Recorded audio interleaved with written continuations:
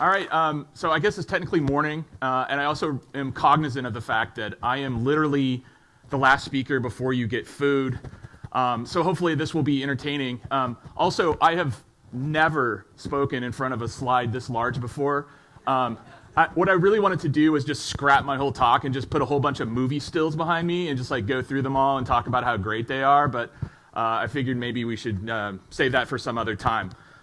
Anyway, my name is Mark Allen. I am very glad to be here with you today. I love this conference. I think it's fantastic. I'm always excited to come and talk at it. So today I am going to talk about one of my favorite papers. It's called Assigning Meanings to Programs. I'm going to dig into the contents of the paper. The genesis of this talk, I think, is sort of interesting, and you're my captive audience. So I'm going to tell you a little story. I've done some other history talks at other conferences, and if you're interested in those, they're on YouTube. If you go to YouTube and you type Mark Allen and early history of, you'll see a list of them. I've done one on programming languages, and I've done one on concurrency. And it was from the concurrency talk that I actually came across this paper, Assigning Meanings to Programs.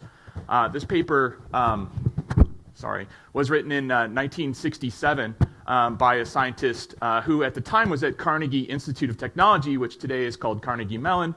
And he introduced this really novel way of analyzing programs. In any case, the question that he was, or the problem that he was really working on is this one, which is how can we describe programs without using programming languages? So just to sort of take you back in time, imagine that I'm doing that Wayne's World thing where I shake my hands and make annoying noises. To take you back in time, it was really difficult to talk about how computers did computation outside of the context of programming languages. And you see this all over the place in sort of the early history of computation, on automatic computation especially. For example, concurrency control was a language construct. It wasn't sort of an abstract concept that was added on. It was actually part of your language, and if your language didn't support concurrency at all, then there just was no way for you to access that part of that facility of a computer. And so what the author of this paper, Robert Floyd, was trying to do was describe programs without using programming languages, and even he wanted to do this. He wanted to describe programs without even the context of a computer. So he wanted to do it without programming languages and without computers. And you're like, well, that's crazy. Why would you want to even do that? I want to talk for a minute about Robert Floyd. He's a very interesting person. He passed away in 2001. He was really well known in his time, but unfortunately is not as well known today. He won a Turing Award in 1978, partially for this paper. He also wrote some really interesting algorithms that we still use to this very day. One of them is for grayscale dithering. So if you have applications that deal with grayscale, like printers or grayscale displays on your monitors, the Floyd algorithm for dithering grayscales is still used today. He also wrote an algorithm about cycle detection, and he wrote some graph traversal algorithms that are still in use today. He's completely self-taught. He's an autodidact. He had no formal training in computer science or computing. He worked as basically a card punch operator on the night shift and taught himself programming completely from scratch. He never earned a PhD. He earned his Bachelor of Science degree from Carnegie Institute of Technology when he was 17 years old in 1953. He also wrote one of the first algal compilers in the United States. Later, he moved to Stanford. He went to Stanford to work with Donald Knuth, partially on the art of computer programming, but they collaborated so well together they felt it was very important for them to be co-located in the same place. So he ended up at Stanford, and that's where he worked basically from the mid-70s until he passed away. So he's a super interesting guy. When you win a Turing Award, if you didn't know, when you win a Turing Award, one of the things you get to do is give a lecture. And Robert Floyd's lecture was called The Paradigms of Programming. And I wanted to read this quote to you because I think it's really interesting. Now keep in mind this was written in 1978, so it's almost 40 years old now. But basically what he says is that it's well known that software is in a depressed state. It's unreliable, it's delivered late, unresponsive to change, inefficient, and expensive. Now, who among us thinks that that's basically the state of software today? Yeah, there's several hands. If this sounds like the famous software crisis of a decade or so ago, the fact that we've been in the same state for 10 or 15 years suggests that software depression is an apt term. So I would contend to you, my proposition to you, at least as part of this talk, is that we're still kind of in this state. But he went on to say this. One of the interesting observations he makes in this paper is as it concerns this book that was written by Thomas Kuhn. Thomas Kuhn is an author that worked at the University of Chicago. He wrote this book in 1970 called The Structure of Scientific Revolutions. One of the quotes from the book is really interesting. Kuhn describes the way that scientific progress has historically been achieved, and typically it's in this fashion. The older schools disappear. Part of their disappearance is caused by conversion to a new paradigm, but there are always some men who cling to one or another of these older views, and they are simply read out of the profession, which thereafter ignores their work. And Floyd observes that there's no mechanism for reading out men of this in computing, and he suspects they become managers. So you can take that as you will. But he concludes that I believe the best chance that we have to improve the general practice of programming is to attend to our paradigms. And so what I'd like to do today with you is attend to our paradigms and think about a different way to analyze code. And it's based on his paper from 1967. So let's talk about that paper. This is a copy of the paper. By the way, at the end of my slide deck, I have a complete bibliography with URLs and all that. I will publish this slide deck, so you don't need to furiously scribble down the URLs. Also, if you follow me on Twitter, I'm at biteme.org. Then I will tweet out the URL of the slide deck. It's already published. Sorry, it's already uploaded. I just haven't published it yet. So what this paper attempts to do is provide an adequate basis for formal definitions of the meanings of programs. You're like, what does that mean exactly? That's a bunch of gobbledygook. Well, let's kind of get into it a little more. So the idea here is that we're going to have an interpretation of a program. And instead of using a programming language, what we're actually going to have are logical predicates. And you can see what the logical predicates are on the side of this flowchart. So at the very top of this, let's see, I have this laser pointer. Pew, pew, pew. So at the top we have this logical predicate which says that n is a member of J+. And J+ is the set of all natural positive integers. And then as you can see, as we traverse down this graph, each one of these edges is associated with a new proposition that builds on top of the old one. So here we have n is a member of J+, and it's, I is also equal to 1. And you see over here in the instruction box that I is assigned the value of 1. And if we go down one more, you can see that s is assigned a value of 0. And over here, the proposition asserts that s is 0, okay? And we just continue down this nice little flowchart here until we hit this control block. The control block says, okay, well, what's the value of I? Is it greater than this thing n, right? We chose some n that's part of this positive integer. And if it's yes, then we're going to halt. And Floyd's assertion in the paper is that if we halt this program, then this logical proposition will be true, okay? So that's basically the big idea here. What I wanted to do was, because this flowchart isn't very easy to understand, is write the same program in language that may be more familiar to you. So this is it in Python. And here you can see that n is 10. That's definitely a natural positive integer. And I is 1 as the flowchart demands. And s is 0 as the flowchart demands. And then we have this nice little while loop here. You'll notice that in the previous slide, we're using greater than, strictly greater than, actually. And in my program, I'm using this, which is less than or equal to. And my assertion to you is that this is the same program. But you're supposed to say, says who, right? Prove that this is the same program, right? And so what I'm going to do is I'm going to actually show you that these programs are the same. It's science, right? Okay, awesome, it's science. So let's take a look at this. These red arrows right here, they're trying to point out where we are in the control block. So over here on the left, we have this control block, and I'm asserting that this proposition is true. And over here, you'll see that the state of the program, in fact, says that it's true, okay? And so we're going to go through this, and now I'm at this, I'm inside of my while loop here, so I'm saying s is s plus 1 plus, s equals s plus I, right? And over here, you can see the program state matches the assertion over here on the left. And I'm going to go down to my next statement, which is right here. And you'll see that if you do all of this, that this is in fact true too. And then we're going to go through this again.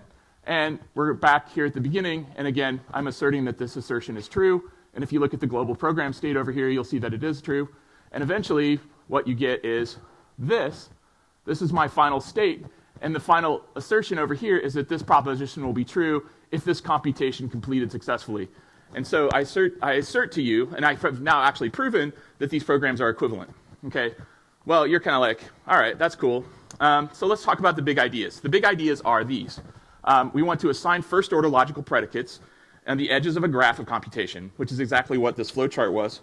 If I just go back, you can see that this is a, whoop, that was fun. So this is the graph of computation, and each one of these edges is assigned with a logical proposition. Okay, and these predicates define the state that the computer must be in order to be at that control block.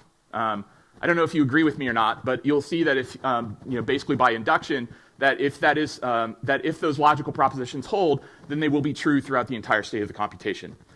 An important thing is that the logical propositions have a one-to-one correspondence with the programming language statements. And again, I think you can see that that's pretty much true. All of these propositions map very neatly over here onto this Python code.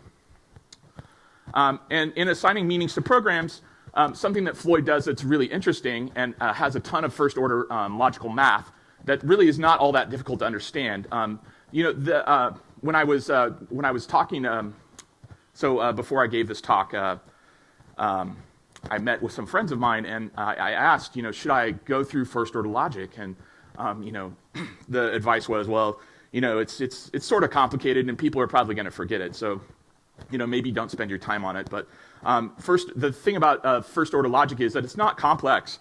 But really the thing that trips people up, I think, the most is just the notation, right? There's all these weird symbols over here that people don't use in sort of normal day-to-day, arithmetic, right? But they're just first-order logical predicates. These little special hat things, those mean and there's some other ones that mean not and or, and there's another one that implies. But they're all really straightforward. So if you want to read the paper, and I very strongly encourage you to read the paper because it's fantastic, you'll see some of these strange notations. All you need to do is go to Wikipedia and type in logical notation, and you'll get a nice page that has how you should read this and what the symbols mean and all that sort of stuff. So it's pretty straightforward.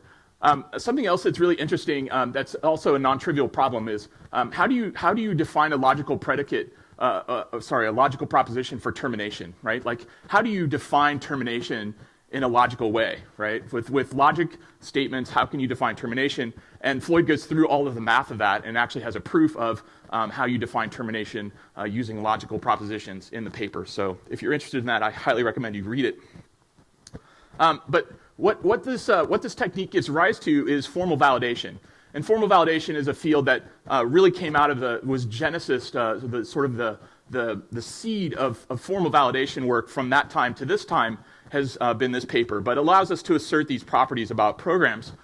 You can assert correctness, which is really important, like I'm going to prove to you that this program I wrote solves the problem that you gave me.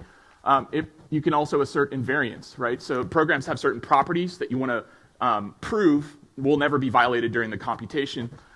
And then also equivalence, right? So I'm going to write a program that does a certain thing, and then I'm going to write another program in maybe a different language that tries to solve the same problem, or I want to preserve the invariance that I had in this language over on this language. One of the ways you can do that and be very, very certain that that is successful is by proving equivalence. And then finally, you want to assert termination, right? You want to say, hey, my computation will eventually stop. So my computer's not going to run forever. I will eventually complete my computation. Excuse me. All right. Asserting invariance. One of the things that's really interesting, or an interesting consequence of formal validation, is this idea of proving invariance, asserting invariance, right? So specifically, we've had a lot of talks over the last day about distributed systems, and distributed systems have certain properties that are very useful, right? So think about some of the properties that might be important to you, things like safety, things like liveness, things like being able to be partition tolerant, being able to recover from failure, those sorts of things. Those are the sorts of invariants that you want to be able to check to see if your algorithm handles correctly. And so a bunch of researchers working for a long time kind of codified this into this programming language called TLA+. It's mostly the work of Leslie Lamport, who is like a towering figure in distributed computing. But for the last several years, Lamport has been advocating that people think about formal methods as a means to validate the correctness of their distributed algorithm. So I also think this is really important. If you have the time or the inclination, this is a really interesting field to look into. If you're doing a lot of distributed systems work or you're creating novel distributed systems algorithms, this is the kind of thing that will give people confidence that the solution that you've proposed to a particular problem is in fact one that will solve the problem correctly across all executions, right? So we're out of the abstract, we're out of kind of the specific implementation of something, and we're sort of now into the abstract world of math. And the abstract world of math lets us, be very confident that the execution of these logical propositions will always evaluate the same way across all executions. So it's pretty good stuff. It's really neat. I have a pointer to that also in my references at the end here. So if this is the sort of thing that appeals to you, I just wanted to give a shout out to one of my favorite organizations called Papers We Love. There's chapters all over the world. There might be one in your town. If there's not, then maybe set one up at work, or maybe consider starting one here in Kansas City.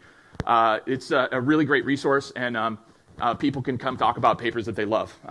Also, there's a conference in St. Louis in the next month that focuses on a bunch of papers that the organizers love. So it's going to be fun. But if you're interested, check that out. It's pretty neat. All right. So you're kind of like, well, hey, it's almost lunchtime. Also, I'm just a developer. Like, I don't really care about math that much. It's like, math's nice. Bless your heart. What is the takeaway here? So the takeaway is this. How do we grapple with programs in our day-to-day work at our day job, or just open source projects that we might contribute to, or whatever? Sort of the three most common ways that people deal with these things is documentation, test suites, and reading the source code, right? Those are the primary ways that people take a look at how they want to analyze programs or try to understand programs. So if you're kind of walking into a code base, let's say you got a new job, or you're interested in an open source project, how do you get a handle on what is the code doing? Like, how is it organized? What is its behavior? What are the things that I need to care about as a developer? Well, these are the classic three ways to do that. But let's pretend that, psychopaths wrote the open source product, and there's no documentation, or the documentation is crazy or out of date or whatever, because that would never happen. So you need some alternate ways. And some of the alternate ways that I wanted to talk about with you today kind of springboard from this idea of Floyd's, which is visualization, right? So we want to have a nice graph of computation. And we also want to do analysis. Like, we want to do a rigorous analysis of how this code behaves. And there's kind of two different types of analysis. Back in Floyd's day, it was sort of impossible to think about a computer analyzing its own programs. But today, in fact, it's quite common. So there's also automatic analysis, and I want to talk about some of those things in the course of this talk. For this particular talk, a piece of software that I've been working on for myself is this. It's a call graph visualization. It works on Python. What it does is it takes your Python module and it parses it into an abstract syntax tree, and then it builds this nice dot graph of all the different nodes in the abstract syntax tree, and you can traverse through them. Does anyone want to guess what this program does? No one? What? Hello World. Yes, it's a Hello World program. So over here we have the assignment. We're storing a location called world, and then we have a function that's over here. It's called greet. It takes an argument called loc, and it prints out this string, which is a little out of focus. It says hello and then some string. You can see it loads the location over here. And then finally we have a call at the very end of the program. We're calling this name. We're saying load greet, right? So load all this stuff, and then load the location, which is defined over here, and it outputs hello world. So yes, good job. No prize for you, but great. Fantastic. So I'm working on this program. The thing that I'm missing from this, the thing that I really want to add to it is the ability to add the logical predicates. So, for example, if you're, over here in this part of the abstract syntax tree, pretend that there was an if statement or some kind of looping control structure or whatever over here. What I really want to be able to do is call out what those are, right? So on this edge that connects, this graph or this node to this node, I want to be able to have that predicate sitting over here on the left, and I don't really have that yet.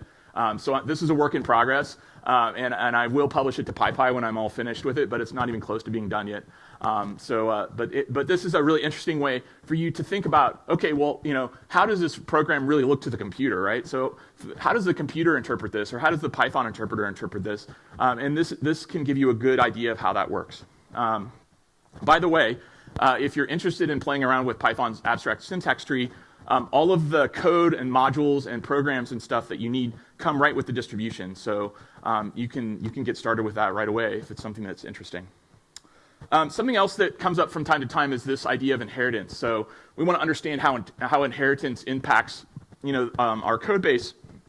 Again, there's a really nice Python recipe that I have linked at the end of this talk that kind of draws this nice structure for you that shows you exactly how things get inherited in your class hierarchy. So at the bottom we have this little thing called 0, and you can see that it's influenced by immediate parents of 1 and 3, and also kind of has this dotted line relationship over here to the meta class of 0, right? And it comes in from type, and then at the very top is object, right? Which is kind of the root of all Python code. Anyway, this is a really interesting visualization and can give you a really good idea of, why is this method inherited from this parent rather than, what I expected it to be. This can be a great way to help you debug things or just get a basis of understanding, if you're coming into something fresh, how this all works, how these pieces fit together, what their structure is, right? It's really hard for us to visualize what the structure is sometimes just from the file names alone, right? But this is a nice visual way to understand that. So it's pretty cool, very powerful technique. Code execution. I don't know if you noticed, but I had a lot of AV difficulty with my computer. I was going to do a perilous live demo for you, but I'm going to skip that in the nature of comedy. And that's com-itty, not comedy, like funny. Anyway, there's this really cool website called pythontutor.com, and if you upload your Python code to it, you can see I have over here a little program that calculates the remainder, the quotient and the remainder of a division problem. This also came straight out of Floyd's paper right here. At the end of the paper is a flowchart that diagrams all the logical propositions for calculating division. So I was like, okay, well, I really want to examine the global state of my program and make sure that all of these propositions are true through the entire execution. And that's exactly what I did here. So I just wrote this little Python script and I put it into to pythontutor.com. Now I know Python Tutor is called Python Tutor, but it actually supports a bunch of different languages. It's just not renamed anything. It supports JavaScript, TypeScript, C, C++, and Java. Yeah, so 5 other things plus Python 3 and Python 2. So if you have code in any of those code bases and you really want to get an in-depth understanding of exactly how the program is stepping through step by step, there's all kinds of cool stuff. Like you can see here, there's this slider thing that lets you move back and forth through all these steps. You can step forward, you can go to the last step, the first step, and then over here you have your output window as well as all of your frames and your objects, and they're completely examinable, and it's really neat. It's a really great way to visualize and understand how algorithms work or how a piece of code that you're not familiar with works. Also, this is all open source. You can download it on GitHub. You can run it internally and behind your firewall if you want to, or you can just use pythontutor.com. If you don't have any concerns about code privacy or whatever, if it's open source, or if you're wildly reckless with your company's IP or whatever, I won't judge you. It's fine. It's fine. So anyway, code execution is really great. And then we come to this interesting part of automatic analysis. So I kind of hinted at this earlier. This is a project that I just came across a couple weeks ago. It's called GAS. It's for Go. It's for Golang. But what it does is it takes the abstract syntax tree of Go, and then it applies a bunch of rules. So as this thing walks through these codes, the code trees, it looks for patterns that are unsafe or insecure or use outmoded security constructions. Like, for example, if you're using TLS 1.0 and you need to be using 1.2, it will flag it. It will say, hey, here's a problem with your code. It's in this module with this line, and you should probably fix that. And you can tune it. You can turn rules on and off and do all sorts of stuff like that. It's really neat. There's another one I wanted to mention I didn't include in the slide deck here. It's called Flow. And Flow is a project from Facebook. What Flow is gosh, how to describe it? What it does is it takes your JavaScript and it compiles it, and it does type checking. So, for example, it can infer types because it's written in OCaml. It will take your code and it will use the type declarations. Will either infer them or you can declare them. And if it finds type mismatches in your code, it will say, hey, you said this is supposed to be a string, and you're actually passing an integer, right? And it can help you find bugs before they even get deployed in your code base. That's another example of where we're doing automatic analysis of code, just sort of out of the box. So very powerful technique, and there are a lot of other examples of this. Those are just a couple. Depending on what programming language you're using, and kind of decides what analysis tools there are. If you're writing something, if you're a crazy functional programmer like me and you're writing OCaml, there's all these proof solvers and proof assistants and all sorts of other things that let you do formal verification out of the box. If you're writing something like Python, you're going to have whatever street tools you can find, like mine, that are just maybe dodgy or of questionable quality, so there's that.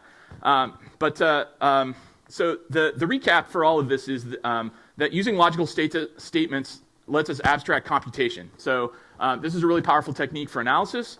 It lets us assert various properties about programs that are useful, including invariants, which are very useful for distributed programming. The other takeaway I'd really like to leave you with today is that visualization and code analysis are super powerful techniques that can really help you illuminate a code base, especially if you're coming into it fresh. And that historical papers are dope. They totally are. You should definitely investigate them whenever you get a chance. That's it. I'd love to take questions. Thank you.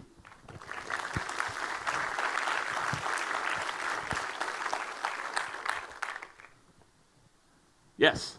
Do you think that the author of this paper either was aware of or inspired the work on proposition as types? The question was Floyd aware of propositions as types? That is a really interesting question, and I don't know the answer to it. I would say that there was some historical understanding of the correspondences of between logical systems and computation. I wish that Philip Wadler was here because he would probably know the answer to that question, but I personally do not know the answer to that question, so I'm going to have to say I don't know. But that is a great question. That is a really interesting one. Are there any other questions? By the way, if you haven't seen that talk from Strange Loop a couple years ago, it's called Propositions as Types by Philip Wadler. It's on YouTube. Definitely watch it. It's 40 minutes long. It is a fantastic tour de force, complete history of how logical propositions interface with computation as a domain in computer science, which Professor Wadler points out is not really a science, and that no proper science has science in its name. Yes. I would add to that computer science only has one joke and it's not funny.